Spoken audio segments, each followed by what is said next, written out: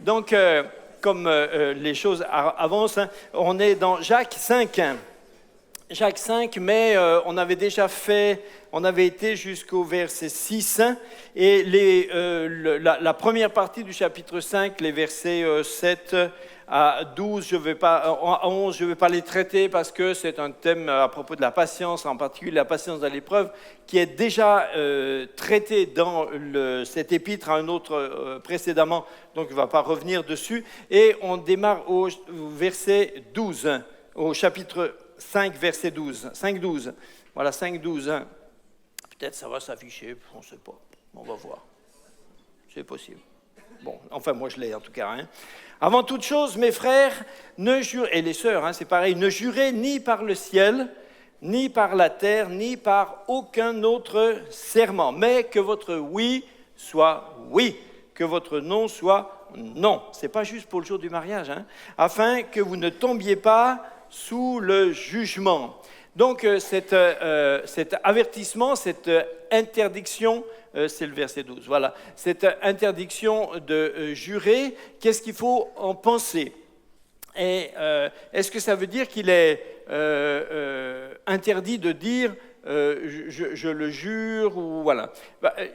La question a été quelquefois posée à des chrétiens, par exemple devant des autorités judiciaires, et vous savez que quelquefois, devant un tribunal, on vous demande de jurer, de dire la vérité. Donc on vous dit, est-ce que vous jurez de dire la vérité, toute la vérité, rien que la vérité? Levez la main droite et dites, je le jure.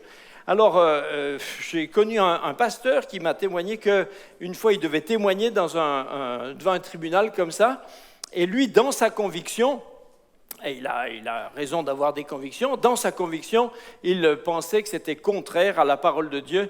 Donc, il a dit au juge, il a dit, écoutez, non, moi, voilà, ma conviction ne me permet pas de jurer. Donc, en tout cas, je vous déclare que je dirai la vérité, mais je ne jure pas.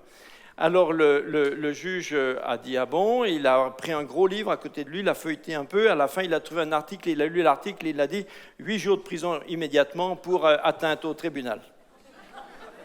Bon, après, en appel, ça a été enlevé, mais quand même, c'était chaud, quoi. Donc, finalement, il ne les a pas fait. Mais, voilà, est-ce qu'il faut... mais ça souligne que, des fois, voilà, il y a des questions de comportement qui peuvent avoir vraiment leurs conséquences. Et honnêtement, personnellement, je ne partage pas cette compréhension. Je pense que ce qui est l'exhortation qui est donnée ici, c'est de jurer par ceci, jurer par cela, jurer par le ciel, par Dieu, par ci, par là, des choses sur lesquelles nous n'avons aucune prise, aucune capacité d'en décider. Et puis, au temps de l'apôtre Paul, chez les Juifs, il y avait, les rabbins enseignaient qu'il y avait plusieurs sortes de serments. Il y avait des serments, quelque part, on avait un peu le droit de ne pas être trop fidèle avec certains serments. Mais si on avait juré par ceci ou par cela, alors on était absolument tenu de s'acquitter de sa promesse. Bon, ceci revient à dire à la fin qu'on a le droit de mentir un peu, mais pas trop, quoi.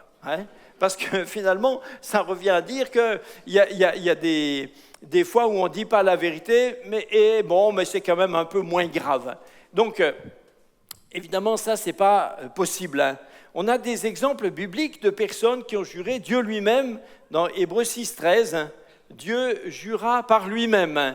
Alors, évidemment, on pourrait objecter à cela que, évidemment, Dieu, lui, est capable de gérer non seulement tout ce qui se passe dans l'univers, mais que lui-même est totalement fidèle, mais bon. Mais Paul aussi a plusieurs fois employé des expressions qui sont équivalentes.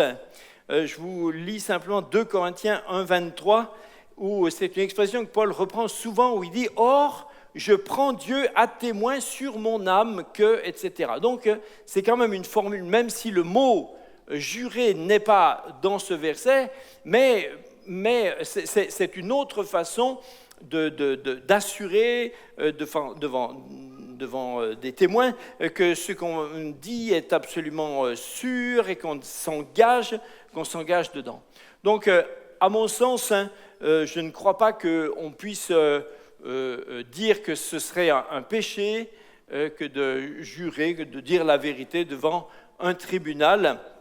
Je ne crois pas que ce soit ça qui est défendu ici. En tout cas, Jésus lui-même, dans Matthieu 5, 33, Jésus a dit lui-même de ne jurer ni par le ciel, ni par la terre, ni par Jérusalem, etc. C'est dans la même perspective. Jurer par ceci, jurer par cela. Et ce que Jésus voulait, et Paul, évidemment, et Jacques, ici, veut vraiment souligner, c'est la nécessité d'être vrai, de dire la vérité. La conclusion, c'est que votre oui soit oui, non soit non. Parce que si on ne peut vous faire confiance qu'à condition que vous ayez dit la vérité seulement sous une certaine façon, quelque part, ça veut dire qu'on n'a pas confiance en vous. Et alors après, je ne comprends pas pourquoi un serment vous lirait plus. Si vous êtes quelqu'un qui peut mentir, que vous mentiez avec une formule ou avec une autre, de toute façon un menteur reste un menteur. Donc la conclusion, c'est que nous soyons réputés, et parce que nous serons vraiment des personnes qui disent la vérité, qu'on soit sûr que ce qu'on a dit est vrai et que ce qu'on a dit nous engage. Vous savez, dans le temps, je parle déjà comme un vieux, mais dans le temps, je me souviens, dans le temps, quand quelqu'un donnait sa parole, c'est fini, il avait donné sa parole. Quand des gens négociaient pour acheter une chose ou je ne sais pas quoi, sur les marchés des bestiaux, les gens, quand ils avaient fini les négociations, ils se tapaient dans la main comme ça. Top là, camarade. Et quand c'est fini, les gens ne se désistaient plus. Tandis qu'aujourd'hui, il faut signer en 3 exemplaires, il faut qu'il y ait 2 témoins, il faut qu'il y ait machin. Et même comme ça, de toute façon, il y a un petit alinéa en bas qui fait que de toute façon, ça ne compte pas. Donc, la vérité n'existe plus, quoi. Mais nous devons être connus pour des gens qui disent la vérité et qui sont fiables. Et la partie suivante, c'est la deuxième partie de ce texte qu'on va voir ce soir, c'est celle qui concerne l'onction d'huile. Donc le verset 13 dit « Quelqu'un parmi vous est-il dans la souffrance qu'il prie, quelqu'un est-il dans la joie qu'il chante des cantiques ?» Bon, c'est sûr que c'est assez logique. En général, quand on souffre, on a plutôt envie de prier, et quand on est content, on a plutôt envie de chanter. Jusque-là, c'est ce qu'on fait naturellement, d'accord ? Alors, pourquoi y a-t-il ces 2 choses l'une après l'autre ? Je crois que le sens de ce verset 13, c'est tout simplement de dire que, quelles que soient les circonstances, que nous ramenions tout à Dieu. Si on est dans la souffrance, on le ramène à Dieu, on prie Dieu. Si on est content, on le ramène à Dieu et on lui rend grâce, on rend grâce à Dieu. Quoi que ce soit, c'est pour ça que ces 2 choses sont ensemble dans le même verset, c'est pour dire, quoi qu'il arrive, on ramène tout à Dieu, on rend grâce à Dieu, on se confie en Dieu, quand ça va bien, quand ça va pas bien, toujours. Ok, il y avait des petits chants comme ça qui disent que ce soit le chez soi, etc. Donc en tout temps, on rend grâce tout le temps à Dieu et on apporte tout à Dieu. Le verset 14, on arrive à l'onction d'huile. Le verset 14, quelqu'un parmi vous est-il malade ? Qu'il appelle les anciens de l'Église et que les anciens prient pour lui en loignant d'huile au nom du Seigneur. Voilà donc l'onction d'huile. Alors, on s'est des fois demandé si il fallait comprendre entre ces versets 13 et 14 comme s'il y avait une espèce de gradation de la maladie. Parce que dans le verset 13, il semble que la personne est malade, mais qu'elle prie pour elle-même. Tandis que dans le verset 14, il appelle les anciens. Donc, peut-être on pourrait comprendre que ça suggère qu'il est plus malade que celui du verset 13 et que maintenant, lui, il faut qu'on vienne l'aider. Bon, vous pouvez le comprendre comme ça, mais je pense pas que ce soit ça qu'il y a entre ces 2 versets. Ce qu'il y a entre ces 2 versets, c'est que le verset 13 est fait pour dire de tout ramener à Dieu. Et le verset 14, c'est horizontal pour nous dire de prier les uns pour les autres. Dans le verset 13, c'est vertical, on ramène tout à Dieu, on prie Dieu en tout temps, quand ça va bien, quand ça va pas bien. Et dans le verset 14, quand on a des difficultés, on est aussi en droit de céder et de prier les uns pour les autres et de recourir les uns aux autres. Donc je ne suis pas sûr que celui du verset 14 est plus malade que celui du verset 13. Alors, mais on voit bien que les anciens, voilà, c'est les anciens. Qui c'est les anciens ? Les anciens dans le Nouveau Testament, ce n'est pas une espèce de confrérie bizarre, c'est tout simplement ceux qui contribuent à conduire le troupeau. C'est les bergers, hein, les pasteurs. Le terme, dans le Nouveau Testament, les termes anciens, évêques, pasteurs, bergers, c'est dans le Nouveau Testament, c'est les mêmes personnes. Hein, c'est l'histoire qui a fait un peu des hiérarchies voilà. Mais dans le Nouveau Testament, c'est les mêmes personnes. C'est-à-dire, ce sont tous ceux qui contribuent à conduire le troupeau de Dieu, le peuple de Dieu. Voilà. Donc, on les appelle. Le verset ne suggère pas forcément qu'il faut les appeler tous. Ça ne veut pas forcément dire s'ils sont nombreux. Voilà. Mais en tout cas, dans la vision du Nouveau Testament, c'est toujours mis en évidence, hein, de travailler ensemble, de travailler en équipe, de travailler en communion, pas juste des francs-tireurs quelque part ici ou là. Et le verset ne suggère pas forcément d'appeler des gens qui auraient spécialement un don de guérison. Ici, on fait appel aux gens qui sont les conducteurs, les bergers. Évidemment, ils vont prier avec foi pour que la personne soit guérie.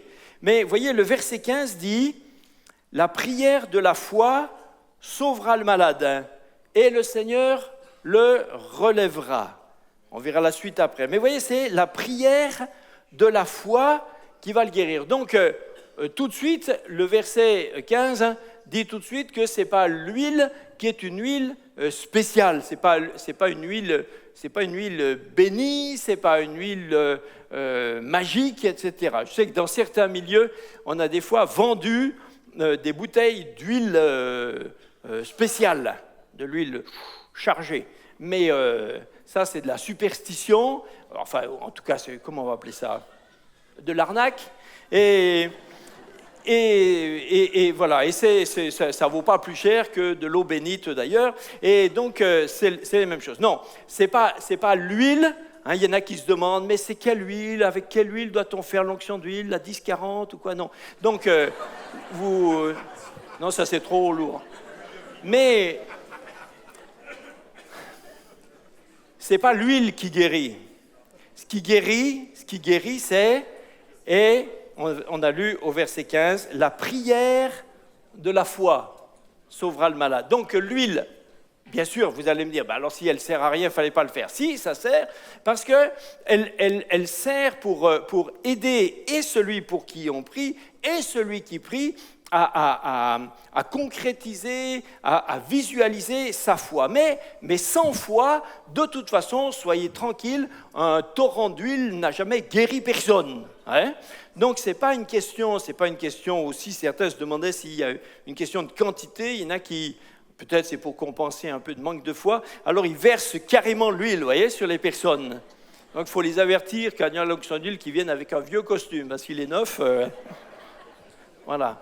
Mais il est foutu. Mais faute d'être guéri, le costume lui est foutu. Mais c'est pas la question.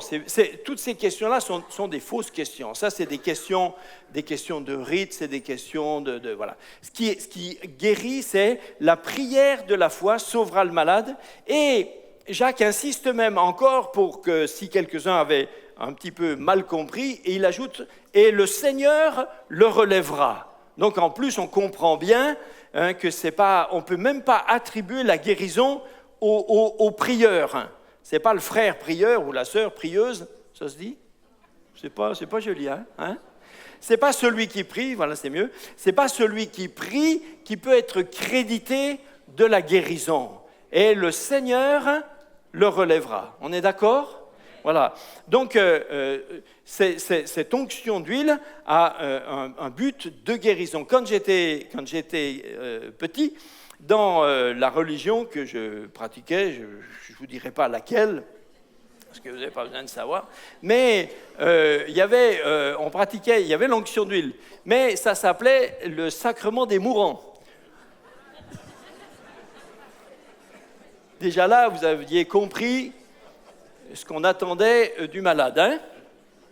On ne le faisait que si on était sûr qu'il meurt, sinon on n'y avait pas droit. Donc, non, je dis ça en rigolant, mais il faut que nous soyons conscients. L'Évangile, je crois, comme vous, nous croyons que l'Évangile est une puissance. L'Évangile ne consiste pas en paroles seulement, mais en puissance. Si nous devions prier en étant sûrs que la prière n'agit pas, nous devrions être raisonnables et arrêter.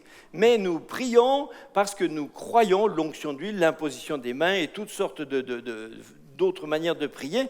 Mais nous prions parce que nous savons que Dieu entend nos prières, qu'il veut y répondre, comme le témoignage magnifique qu'on a entendu tout à l'heure, où on voit que Dieu est vivant, il est réel. Nous ne prétendons pas que nos prières sont automatiques et qu'elles guérissent toujours. Nous n'imaginons pas que, soit par imposition des mains, soit par l'onction d'huile, nous n'imaginons pas que ça guérit tout le temps, tout le monde. Nous ne savons du reste souvent pas réellement pourquoi, dans certaines circonstances, dans certains lieux, à certains moments, il y a des guérisons beaucoup plus qu'à d'autres, etc. La souveraineté de Dieu reste quand même toujours engagée. Dieu est Dieu. Mais ce n'est pas parce qu'on n'est pas sûr, entre guillemets, que ça réussit toujours qu'il ne faut pas le faire. Vous voyez ? Il y en a comme ils ne sont pas sûrs, ils disent « Oui, et si ça ne marche pas ? Aïe, aïe, aïe. Hein » Alors, ne disons plus aïe, aïe, mais oignons, oignons. Voilà, ça y est. Ça vient doucement. Voilà. Le Seigneur le relèvera. Confessez. Alors, la fin du verset est un petit peu plus... pose des questions un peu différentes. La fin du verset 15 dit « Et s'il a commis des péchés, il lui sera pardonné. » Et là aussi, l'onction d'huile n'est pas faite, n'est pas une espèce de sacrement de pénitence. L'onction d'huile, ce n'est pas une cérémonie qui accorde par elle-même le pardon des péchés. Mais ce qui est logique, c'est que si les bergers du troupeau viennent visiter une de leurs ouailles qui est malade, eh bien, ils ne vont pas juste arriver et dire « Il est où le malade ? Hop, allez, à bientôt. » Non, ils vont parler avec lui et parce qu'ils l'aiment et parce qu'ils veulent, parce qu'ils s'enquièrent de son état, etc. Donc, ils vont parler et comme il arrive souvent lorsque quelqu'un est malade, est bien malade, un chrétien, sans se formaliser, sans se culpabiliser absolument, mais il s'interroge devant le Seigneur. Il se demande, parce que Dieu peut des fois nous interpeller à travers les difficultés de la vie. Et dans cette circonstance, s'il devait s'apercevoir qu'il y a quelque chose dans sa vie qui n'est pas clair, eh bien c'est normal qu'il le mette à la lumière et que les frères qui sont venus le visiter puissent aussi prier avec lui. Donc, s'il a commis des péchés, lui sera pardonné. C'est pas l'huile qui dissout les péchés, mais c'est le fait que dans cette circonstance, eh bien, avec les frères qui sont venus le voir, qui ont prié pour lui, eh bien, ils l'ont aidé à reconnaître peut-être des torts qu'il a fait, ou lui-même l'a dit. En tout cas, il se repent et il les abandonne.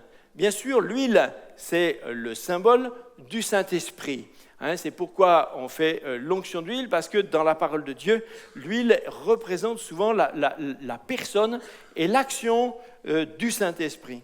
Le verset 16 est comme un peu, au niveau du pardon des péchés, c'est un peu comme si on généralisait cette question à tout le corps, à toute l'assemblée, à tout le corps de Christ.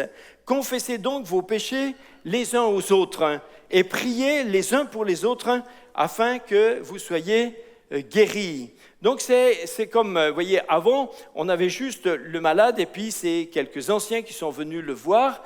Et donc il y avait la question à la fois de la maladie et la question du péché. Ici, on retrouve au verset 16 la même chose. Confessez donc vos péchés les uns les autres et priez pour que vous soyez guéris. Donc, c'est comme si c'était plus général.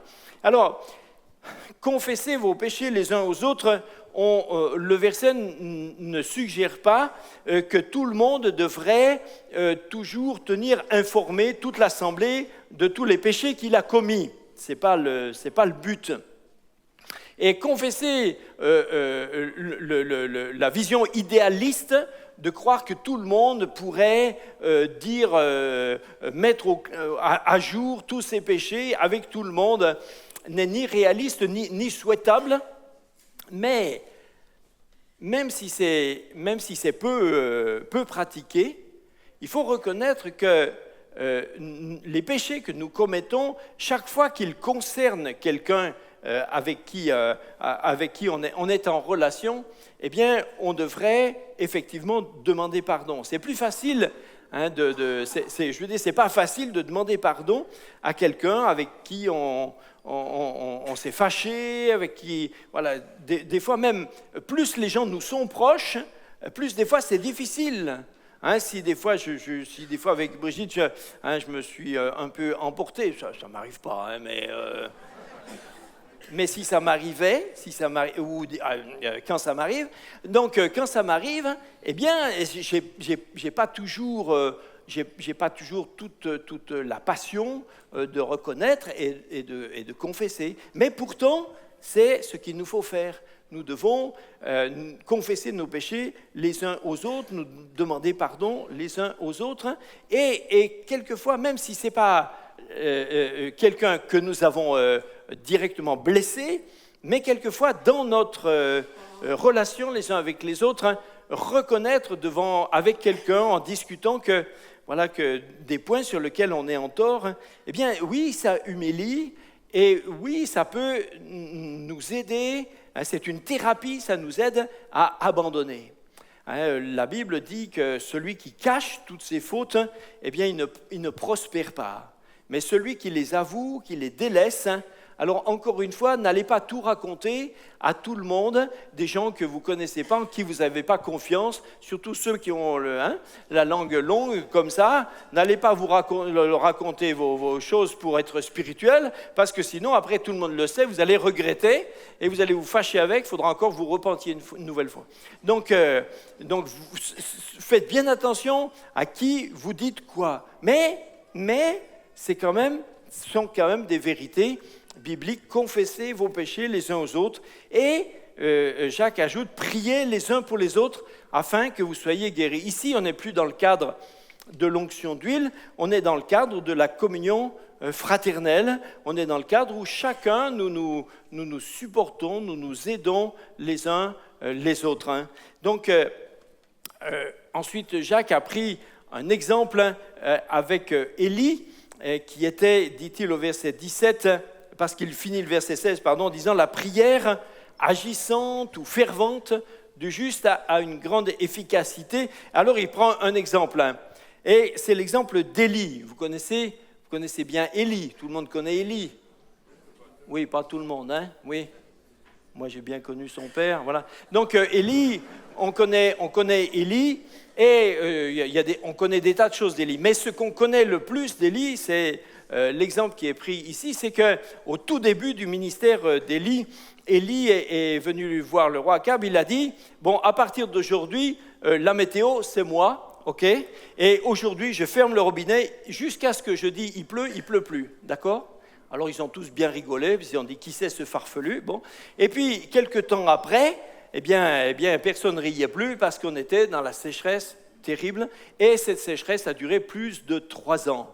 Mais Jacques dit donc Élie, verset 17, était un homme de la même nature que nous, il était comme nous, pareil, il pria avec instance pour qu'il ne pleuve point, et il ne tomba point de pluie sur la terre pendant 3 ans et 6 mois. Puis il pria de nouveau, et le ciel donna de la pluie, la terre produisit son fruit. Voilà, donc au bout de ces 3 ans, il est sur l'ordre de Dieu, il est revenu, et maintenant de nouveau, il a prié avec instance, et la pluie est revenue. Donc la question qu'on peut se poser, c'est Jacques dit « Élie était un homme de la même nature que nous ». Pourquoi Jacques dit-il ça? En quoi il nous met en similitude avec Élie? Qu'est-ce que vous diriez quoi? En quoi Élie dit qu'on lui est semblable ou qu'il est semblable à nous? Alors souvent on comprend que c'est une exhortation à croire que comme Élie a fait des grands miracles, on peut faire aussi des grands miracles. Mais je ne crois pas que ce soit tout à fait ça qui est écrit. Il dit, Élie était un homme de la même nature que nous, il pria avec instance. Et ce n'est pas la même chose. Si on comprend, Élie était un homme de la même nature que nous, il fit des grands miracles, on comprend que ça veut dire, comme Élie, on est appelé à faire des grands miracles. Mais ce n'est pas écrit dans ce sens-là. Ce qui est écrit, c'est Élie était un homme de la même nature que nous, il pria avec instance.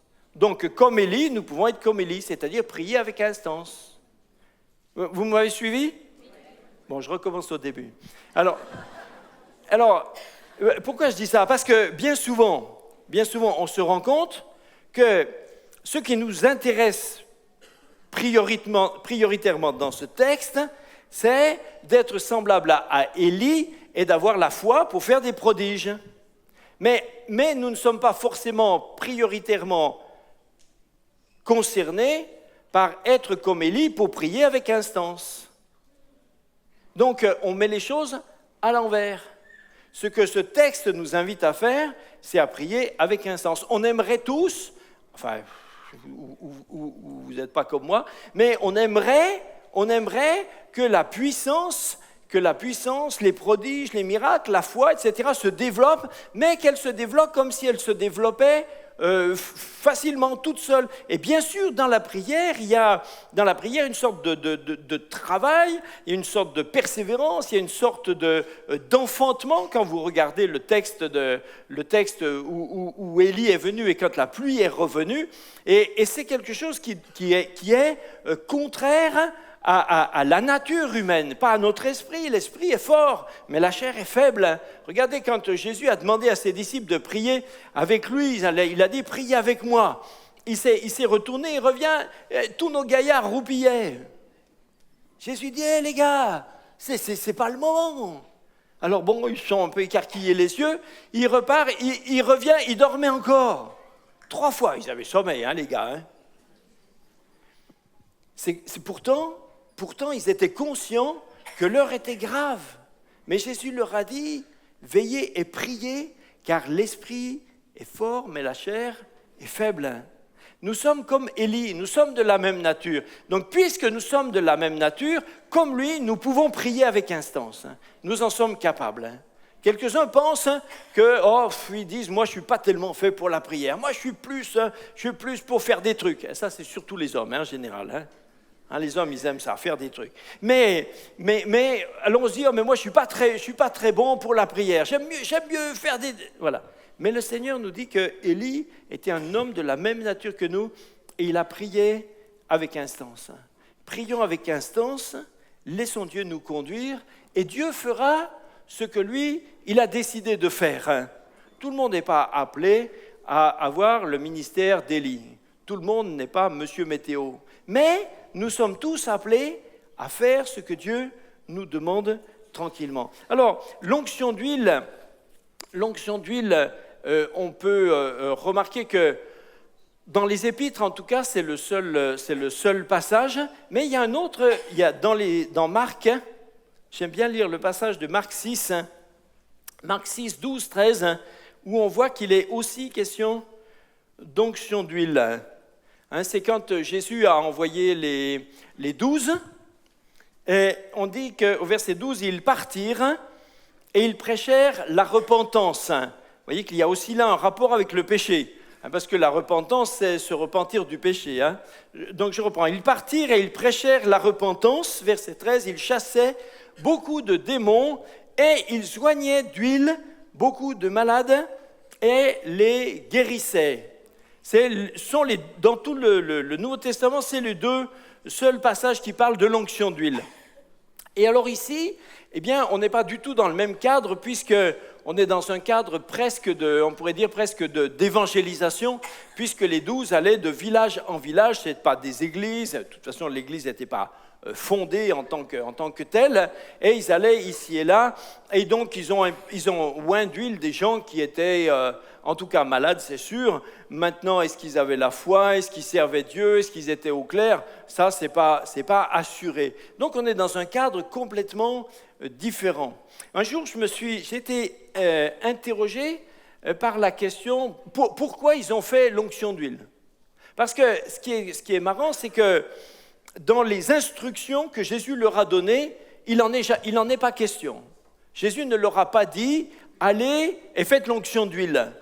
Jésus ne l'a jamais dit, mais pourtant ils l'ont fait. Or, en Israël, ce n'est pas quelque chose qui se faisait. Donc les gars, ils ne l'ont pas inventé. Donc moi, j'en conclus que s'ils l'ont fait, c'est parce qu'ils ont vu Jésus le faire. Et si c'était seulement l'un ou l'autre qui aurait eu l'idée de le faire, ça serait seulement lui. Ils sont partis par binôme, par groupe de deux par deux, comme ça. Mais là, on dit que le résultat, c'est que eux, les 12, eux tous, ont fait de l'onction d'huile et ont guéri. Donc, s'ils l'ont tous fait, c'est qu'ils l'ont fait d'après un modèle. Le modèle, c'est Jésus. Mais certains diront, mais on ne voit jamais Jésus guérir des malades en faisant l'onction d'huile. Ben, pourquoi pas, il pouvait le faire. Il a aussi fait d'autres choses. Il a guéri des gens avec sa salive. Une autre fois, il a fait autre chose. Voilà. Donc pourquoi pas. Mais en tout cas, c'est, vous voyez, je trouve que ça donne plus de liberté. Parce que quelquefois, on a conçu des fois l'onction d'huile de manière, dans les églises, quelquefois de manière un peu rétrécie, je trouve, comme si c'était uniquement dans ce cadre-là, il faut que ce soit dans l'église, avec des anciens, c'est seulement des chrétiens, etc. Je pense que ces règles sont beaucoup trop strictes par rapport à ce que dit l'épître de Jacques, et c'est oublier la liberté du Saint-Esprit, et c'est oublier la capacité que Dieu nous donne à chacun pour agir comme cela. Voilà. Donc, et puis le dernier verset, je reviens dans Jacques pour voir avec vous le dernier verset de les deux derniers versets de cette épître où il dit « Mes frères », verset 19, 5, 19, voilà, « Mes frères, si quelqu'un parmi vous s'est égaré loin de la vérité et qu'un autre l'y ramène, qu'il sache que celui qui ramènera un pécheur de la voie où il s'était égaré sauvera une âme de la mort et couvrira une multitude de péchés. » Donc le verset 19 parle nécessairement d'un chrétien qui est en train de quitter le salut. Vous ne pouvez pas le lire autrement. Vous savez, vous avez des milieux évangéliques dans lesquels on dit comme un principe que si quelqu'un un jour est sauvé, alors c'est impossible qu'il soit de nouveau perdu. Le slogan dans ces milieux, c'est « sauver un jour, sauver toujours ». Cette doctrine n'est pas dans le Nouveau Testament. Le Nouveau Testament dit que lorsque quelqu'un est sauvé, il a été libéré. Et comme il est libre, eh bien chaque jour, il est libre de rester chrétien.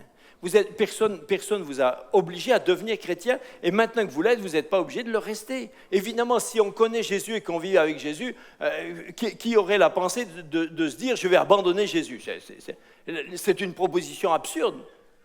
Mais si quelqu'un est chrétien et que jour après jour, il prie plus, il lit plus la Bible, il va plus à l'église, il retourne dans les choses du passé, etc. Il finit par oublier toutes les bonnes choses que Dieu a faites pour lui. Et un jour, c'est lui qui finit par abandonner la foi. C'est pas que le Seigneur est fâché avec lui et puis un jour, comme si Dieu disait « Ah non, là, il a fait ça encore. Ah non, ça c'est trop. Là c'est le péché de trop. C'est fini. » Non, c'est pas comme ça.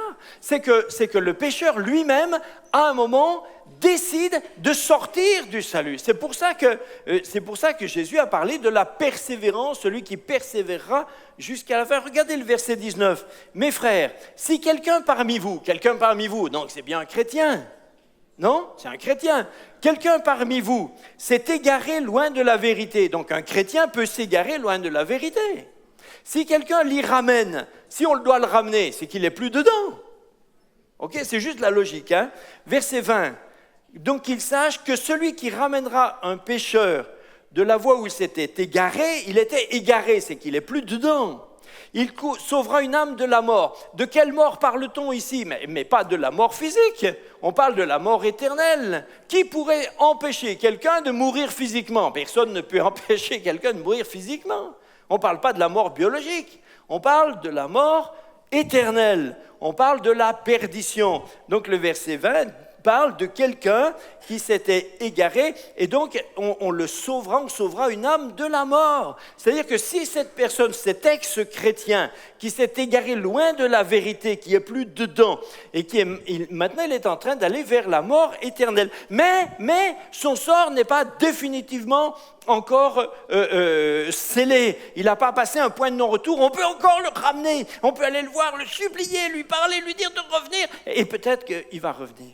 Alors, on va sauver une âme de la mort et la multitude des péchés qu'il a faits seront de nouveau couverts par le sang de Jésus. Mais cette question est extrêmement grave. C'est une question grave. C'est pas une petite affaire et ça ouvre l'horizon de questions extrêmement tragiques. Nous avons autour de nous quelquefois des personnes qui ont j'allais dire, le terme n'est pas théologique, mais qui ont joué avec leur salut, qui ont joué avec Dieu, qui viennent, qui partent, qui repartent, et quelque part dans leur tête, qui se disent, mais ouais, je reviendrai bientôt. C'est ce qu'on appelle des borderline. C'est des gens qui marchent juste sur la limite. Ils disent, là, je suis sauvé, là, je suis perdu. Mais je ne vais pas aller plus loin, non. Je reste sur la limite. Ouh. Mais un jour, ils tombent. Parce qu'un jour, ils diront, oh, puis après, et hop. Et ce n'est pas Dieu qui leur a enlevé leur salut. C'est qu'eux, ils se sont égarés loin de la vérité. Maintenant, pendant qu'ils sont encore sur la limite, quelqu'un peut le ramener et sauver une âme de la mort. Et la multitude des péchés qu'il a commis seront de nouveau couvertes, s'il se laisse ramener. Voilà, nous avons donc fini avec cette lettre de Jacques, dans laquelle vous êtes d'accord avec moi, il y avait beaucoup de choses, beaucoup de sujets, et beaucoup de sujets très concrets, avec des vérités théologiques aussi profondes, mais très concrètes. C'est une épître très incarnée. Et je vous invite vraiment à relire l'épître de Jacques de temps en temps. Relisez-la de temps en temps. Vous demandez où vous en êtes. En face des différents chapitres, vous mettez une note. Là, j'en suis où? 5, 7, bon. Et puis, vous demandez à votre femme si elle est d'accord aussi avec vous. Et pour comparer vos notes... Laissons le Seigneur nous convaincre. Laissons l'Esprit de Dieu nous parler et demandons-lui qu'il nous aide à développer cette foi. Non pas des choses automatiques. Ouais. Des fois, je pense que, après, je disais tout à l'heure, l'onction d'huile, ce n'est pas automatique. Mais c'est comme l'imposition des mains, ce n'est pas automatique non plus. Et j'ai peur que certains chrétiens fragilisent leur propre foi en demandant tellement régulièrement qu'on prie pour eux. Ils demandent tellement régulièrement qu'on prie pour eux, je dirais presque des fois à chaque réunion, ils demandent qu'on prie pour eux. Et je pense qu'ils fragilisent leur propre foi. Parce qu'en faisant ça, ils abandonnent de développer leur foi et ils ne s'attachent qu'à la foi de ceux qui prient pour lui. Et donc ils deviennent, et paradoxalement, plus on prie pour eux, plus leur foi devient fragile. Non, on n'est pas dans l'automatisme, on n'est pas dans la cérémonie, on n'est pas dans la religion, on n'est pas dans la superstition, on n'est pas dans des rites, on n'est pas dans du ritualisme, on est dans la présence de Dieu. La prière de la foi sauvera le malade et le Seigneur le relèvera. Amen. Seigneur, nous te rendons grâce. Seigneur, tu es tellement bon. Merci de nous avoir donné, Seigneur, dans ta parole des choses tellement claires simples, réelles, des choses qui nous donnent des guides, des repères, qui nous donnent vraiment de savoir où nous allons pour ne pas être ballottés par des principes, par des philosophies, par des mouvements, mais nous sommes attachés à ta parole. Elle est oui et amen. Merci Seigneur, en particulier comme nous parlions de guérison dans ce texte. Et Seigneur, je te prie encore, nous te prions ensemble, nous prions les uns pour les autres, afin que nous soyons guéris. Prions un instant tous ensemble. Chacun priez pour quelqu'un. Priez pour quelqu'un. Quelqu'un que vous connaissez être malade. Priez pour lui, afin que nous prions les uns pour les autres, afin que nous soyons guéris. Merci Seigneur. Merci Seigneur. Bénis Seigneur.